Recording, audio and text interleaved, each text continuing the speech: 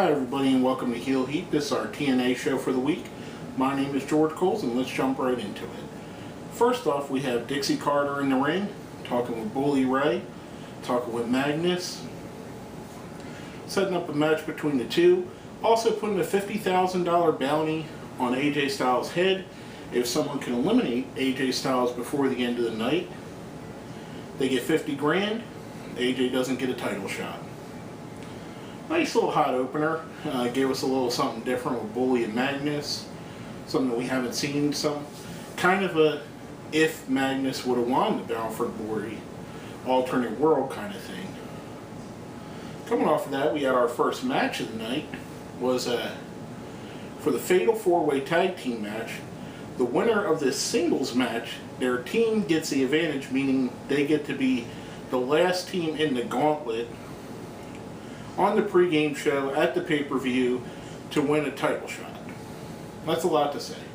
We had Christopher Daniels versus Hernandez versus Eric Young versus Robbie E. Robbie E picks up the surprising win, so the Bromans will be the last team entered. After that, speaking of the Bromans, we had the other Broman, Jesse Goddard, attempting to attack AJ Styles and collect in on the money. AJ thwarts the attempt. Next, then we go to commercial, come back, AJ's in the ring. Does a little bit of talking. Out come Gunner and Storm, followed by Garrett Bischoff and Nux. The precursor being before Nux and Bischoff went out, Bully Ray told him that if you need me, I have your back, just call for me. Gunner and Storm kind of do a stare down with AJ, maybe they'll cash in. They decide not to. Sets us up for after the break. Nux versus Gunner one-on-one. Towards the end of the match, the Nux and Bischoff try to wave Bully Ray in. He doesn't come out to help. Gunner picks up the win. They walk away disappointed. We hear them arguing about Bully not being there for him. I think that's going to set up something at the pay-per-view. Maybe just these guys, maybe these guys and some of the other guys, maybe Ken Anderson, that have been let go from Aces and Eights are going to come back and possibly cost Bully Ray the World Championship, now that it's a no DQ match, which was something that was made on Twitter after. Or actually, I think it might have been said at the contract signing, but I didn't notice it. Now, speaking of contracts, we're going to go to our question of the week from last week. It was a simple question. If you were running TNA, who was the one person you would cut to make the show better? We got some answers from our friends. The first from Lord Bogglesworth. I think Sting should be cut. Although he is truly an icon, his overall in-ring quality has been poor in recent times, and cutting him from the roster would allow more focus on up-and-coming performers. Next, we have an answer from our friend Metal Ruler 45. Since Hogan is not there anymore, I think it probably comes down to who is the most annoying, and it's Robbie E. He just isn't very good in the ring, and TNA has enough comedy characters as it is.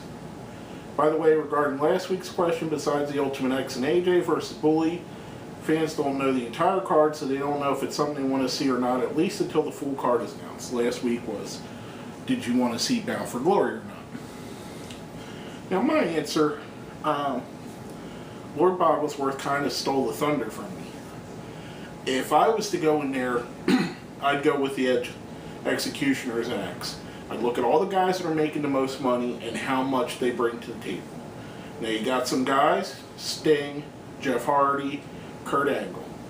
I would assume, and I might be wrong, that these guys are making solid contracts, probably three of the most highly paid in TNA. Now, let's take away from this. So let's assume they're all about the same amount. You got Jeff Hardy, who's a constant main eventer, big draw, sends a ton of merchandise. I'm not cutting him. Even though he's my least favorite personally of the three, I'm not cutting him because he brings something to the table. Kurt Angle brings legitimacy to the table. Anytime you put Kurt Angle in a match, the fans are going to watch it and the fans are going to care about it. Now, the third is the icon. Probably, if you were to list the three in the ranks of their careers, had the best career out of all three. I would cut the stinger just like Lord Bogglesworth would. Simple reason, his dividends aren't worth what they're paying. He's not moving the ratings radar. He's not killing it in the merchandise. If you look out at the crowd, it's Jeff Hardy merch that's selling. It's not Sting merchandise. His in-ring matches have declined more over the last 5 years than I think, at a faster rate than anybody else on the roster. At this point, I think Sting's a liability more than he's a help. I love the guy. I hope he goes to the WWE, gets his one-off WrestleMania match, gets their Hall of Fame, whatever he needs. I mean, the guy is an absolute legend in the sport. At this point, though, I don't think he adds anything to the TNA product besides costing them a lot of money. Now, speaking of adding, our question of the week for this week is, we're going to go the opposite route. If you could add anybody to the TNA roster, one caveat, they have to be currently in the wrestling business somewhere. Now, they could have a contract somewhere else, but they have to be in the business. So in other words, you couldn't add Randy Savage, you couldn't add Chris Benoit, Eddie Guerrero, Owen Hart, Yokozuna, or some of the other guys that have just retired and left the business altogether. Who would you add to the TNA roster to make it better? Who would be your big free agent get your first week on the job? Let us know what you think. Hit us up on our Facebook, hit us up on Twitter, put it down where? Down in the comments. And coming from that, going right back into the show, we had Chris Sabin versus Samoa Joe. Started by Chris Sabin trying to scout out AJ Styles. Joe kind of stops him, tells him he'll see him in the ring. Good solid match. Basically a hype match for the Ultimate X match at the pay-per-view. The other three opponents come out at the end. We get a little fracas between all five with Austin Aries, Jeff Hardy, and Manic into the mix. I'm really excited for that Ultimate X match. I want to see what Jeff Hardy does in it. This is his first Ultimate X. I think this could be something he really excels in. He excels in these high-wire danger matches. Sabin, we know, is great in the Ultimate X. Aries, we've seen him do great things. Manic, we have as well. Samoa Joe is Samoa Joe. I think he's fitting he fits perfectly in the X division where he belongs. Coming off of that, we see a backstage segment. Bad Influence tries to cash in the 50 grand on AJ. AJ thwarts them too. So far, nobody could get to AJ. Next up, after that, we have Magnus versus Bully Ray, which amounts to our main event wrestling match of the night. Okay match, not bad at all. Bully goes to cheat with the chain.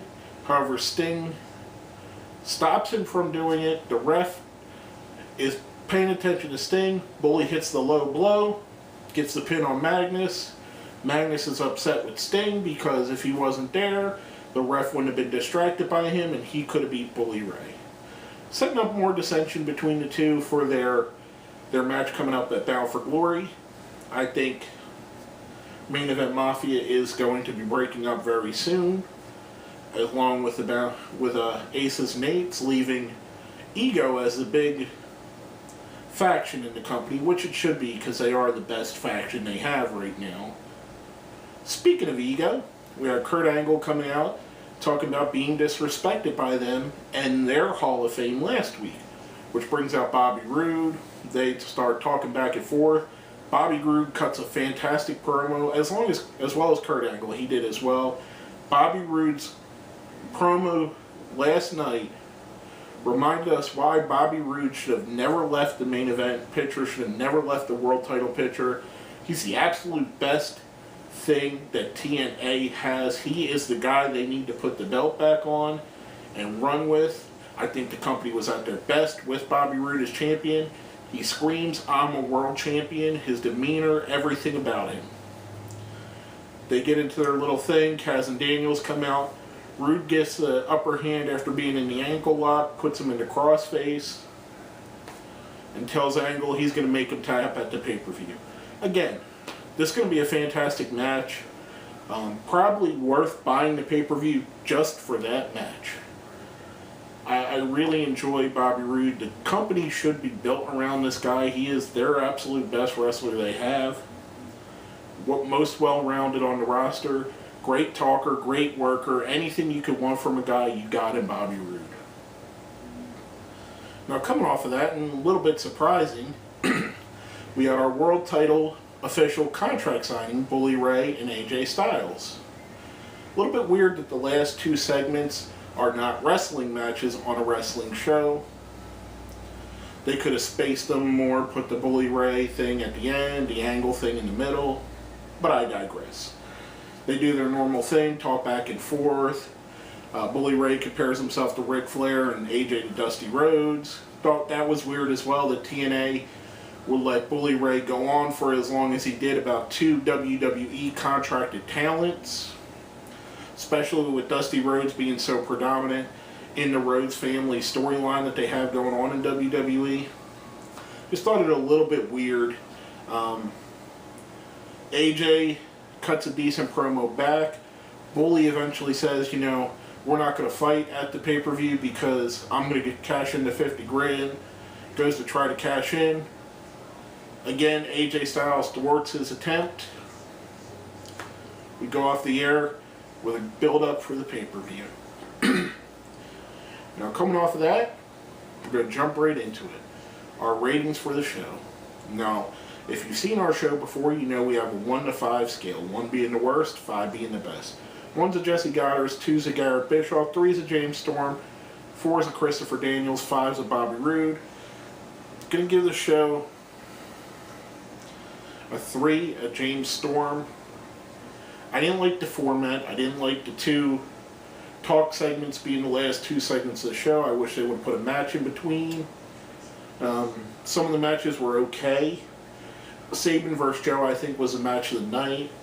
The 4-way tag team singles match was okay.